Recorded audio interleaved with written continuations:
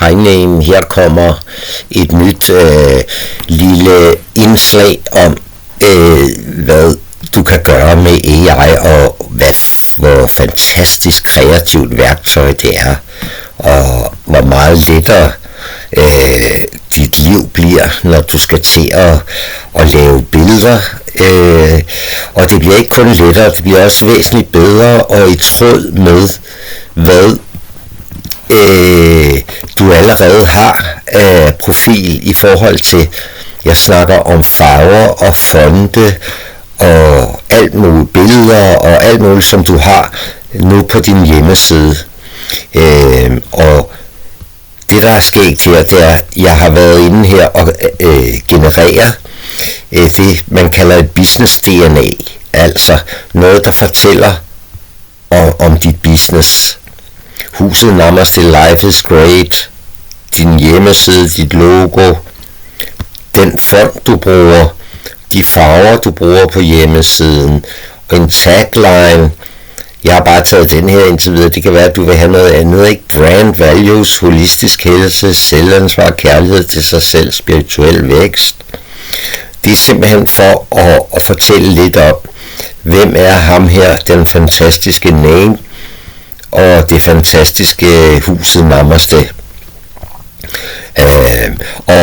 Jeg vil lige vise dig noget hurtigt her, fordi den her video, det er bare lige sådan en teaser, så du kan se, hvad du faktisk har af muligheder, ikke? Hvis vi lige tager katalog, det betyder, det er ligesom kataloget over dine services, lidt ligesom når man går ud på din forside, kunne man sige, ikke? Jeg skal lige fortælle, altså meget af det her, det har jeg faktisk ikke genereret selv, eller det har jeg, men jeg har sagt til det her program, at det skal gå ind og kigge på din hjemmeside, og så se, hvad der er, og jeg synes faktisk, programmet har gjort det meget godt indtil videre, ikke? Den har været inde og finde dit logo, så har den været inde og se, at du sælger en bog, der hedder Mit Videnskab, så har den noget, der hedder Physical Healing. Man kan selvfølgelig lave de her titler om til dans, så vi lige sælger noget, men det er så fysisk healing, og distant healing, det er remote healing, eller hvad det er, du kalder det, ikke? Så har du tilbyder noget, der hedder helbredsrejse, der er noget med gruppemeditation, lectures, det er sådan en slags, ja, det er jo foredrag, ikke? Og så der har du noget med masterclass, og så et eller andet sted har du åbenbart også stadigvæk det der house clearing. Så det er meget skægt, ikke, Name, at den har faktisk været inde og den har været ret grundig i forhold til at finde hvad du har i dit katalog, som den kalder det her. Jeg vil også lige vise dig allerede nu her noget, der hedder assets. Det vil altså sige, hvad har du nu herinde i dit program af medier, du allerede kan bruge, altså af billeder og alt muligt. Der har jeg været inde og lave alt muligt, men du kan se, at den har også selv hentet noget. Der er alle mulige ret gode billeder her, du kan bruge til alle mulige forskellige ting. Så det ligger bare parat herinde og venter på dig, ikke?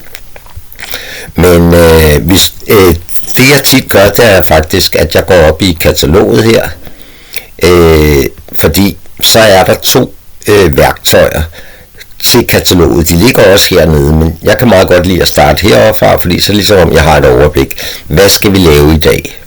Okay? Og lad os sige, at vi skal lave et eller andet med din bog.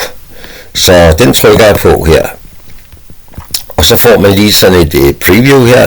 Det er noget, jeg har skrevet ind her, ikke? Altså, vi har et billede af forsiden af bogen, og så er der en lille beskrivelse af den. Og ud fra det kan vi så create a campaign eller create photoshoot. Du kan se, det er faktisk de 2, der er herude til venstre, ikke? Lad os prøve at create a photoshoot. Den er sjov, Name, den her. Det er det hele herinde i det her program. Men yes, altså du har select your product and shot templates to generate new professional photos. Dit product, det er din bog, og Photoshop photoshoot templates. Det er nogle templates, du kan bruge til at generere billeder, hvor vi bruger din bog, og så sætter vi den ind på nogle skægge måder. Og hvis vi lige trykker heroppe på blyanten, så kan du se, der er alle mulige forskellige former, templates du kan bruge her. Ikke?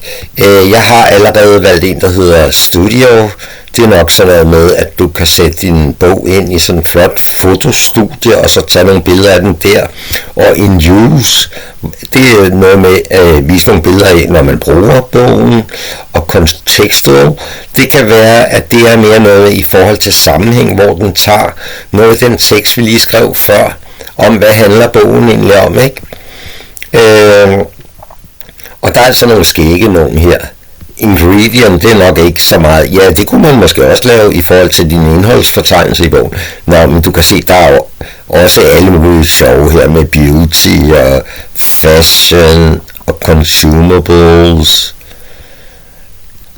Ja, og bare for sjov, lad os dog prøve en af dem. Ingredienser. Man kan vælge 4. Så dem, det har vi vist, ja, det har vi nu, ikke? Nu har vi valgt 4 måder at tage billeder på af din bog. Så nu generater vi et photoshoot, og det tager så lige lidt tid, fordi nu bliver der genereret nogle udgangspunkter, og det er altså ud fra al din business DNA, som vi har defineret heroppe. Det var det her med, hvilke fonte bruger du på hjemmesiden, hvilke farver bruger du, hvad er din tone, altså hvordan ser hjemmesiden ud. Den har været inde og undersøge alle mulige ting. Og det, du skal vide med det her, nu er det photoshoot, det vil sige, at vi genererer simpelthen nogle billeder. Og det, du skal vide med de her billeder, det er, at det er allerede sat op i de rigtige billedformater. Sådan så for eksempel det her, det vil være oplagt at bruge til måske en Facebook, noget du kan lægge ud på Facebook. Fordi billederne har præcis det, det størrelsesforhold, man skal bruge der. Less than a minute, nu kan se, nu kommer og så var der noget, der gik galt. Nå, skal vi lige prøve igen her? Nej, det gør vi ikke, fordi den vil du være, prøv at se, den har allerede lavet noget her med bogen, den har allerede sat den ind, eller hvad er det her? Det ser da sjovt, og prøv at se her, det var den, der hed In Use, tror jeg nok, ikke? Der er en sød dame, der sidder og læser bogen. Den der arbejder den stadigvæk med. Ved du hvad, nu tager vi bare lige den her. Edit. Okay, det ser så til gengæld ud. Det har jeg egentlig ikke lige set før. Det ser næsten ud som om, at den har stukket lidt i billedet, ikke? Lad os lige prøve at sige et eller andet. Fordi det er jo så det, der er sket, ikke? Nu kan du så sige, hvad du gerne vil have af editeringer, ikke? Lad os prøve at se. Du kan skrive det her. Jeg er begyndt at bruge meget, at jeg snakker til alt, hvad jeg vil lave i stedet for. Så det kan jeg også lige her. Gør lige sådan her. Det er lige lidt nyt for mig, kan du se. Kan du prøve at lave den her bog lidt... Ja, og det er undskyld, det er mig, der laver alt muligt her. Se, nu ruller jeg i den. Vi går lige helt forfra her, du. Det er fordi, jeg er virkelig begyndt at bruge det her snakke. Hvorfor fanden vil den ikke stoppe?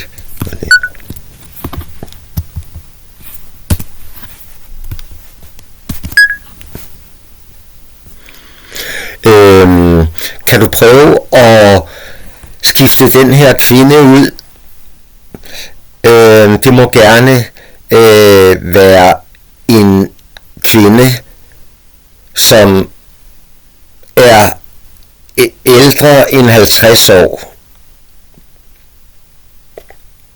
Og hun skal sidde og grine lidt af det, hun læser.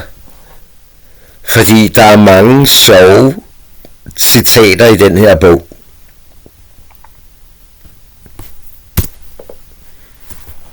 Det prøver vi, Name. Ja, det er nærmest, der er ubegrænsede muligheder her, ikke? Det er ligesom om, at du er kommet ind i sådan en skaberverden. Og det, der er sjovt, det er, at selvom det er en vild verden, så følger den de regler, som vi har sat op for den. Når jeg siger den, så det er jo sådan AI, hvad er det? Jeg kalder det lidt en robot, eller noget, ikke? Jeg tænker på det som robot. Lad os se, hvad den genererer nu her. Jeg ved ikke, om den blev færdig her. Jeg ved ikke.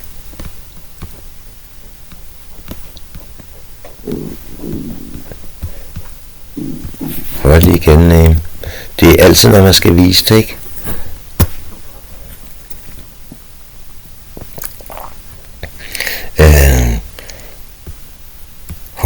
Ved du hvad, måske er den her.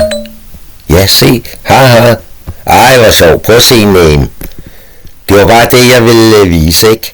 Altså, at du har ubegrænsede kreative muligheder her. Er det ikke sjovt? Prøv at se, nu skynder jeg mig at downloade det her billede. Det sender jeg til dig. Fordi det kan du jo bruge direkte, hvis det var det. Og der er ovenikøbet en til. Det var fordi, jeg åbenbart kom til at spørge 2 gange. Ej, den downloader jeg også. Yes.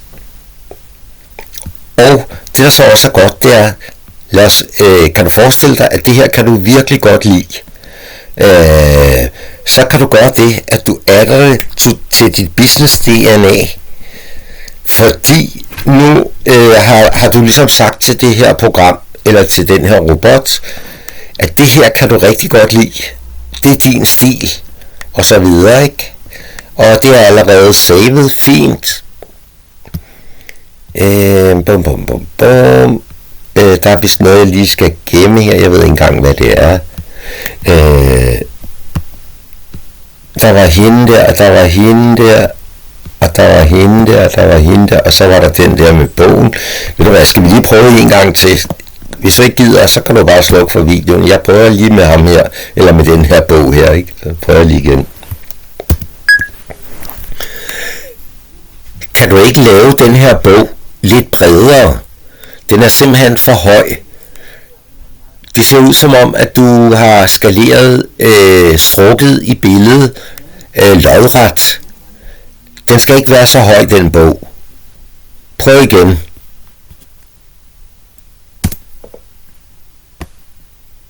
Ja, så prøver vi lige det.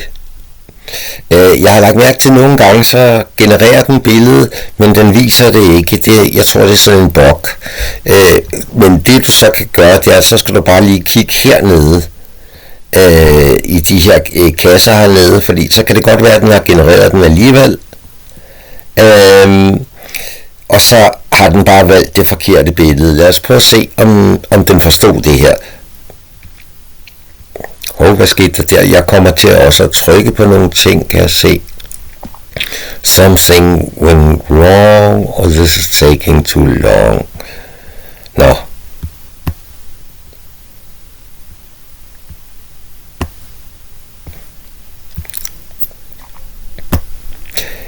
Vil du være name? Jeg tror, jeg stopper her alligevel. Fordi jeg fik vist dig lidt om, hvad det kunne, ikke? Yes.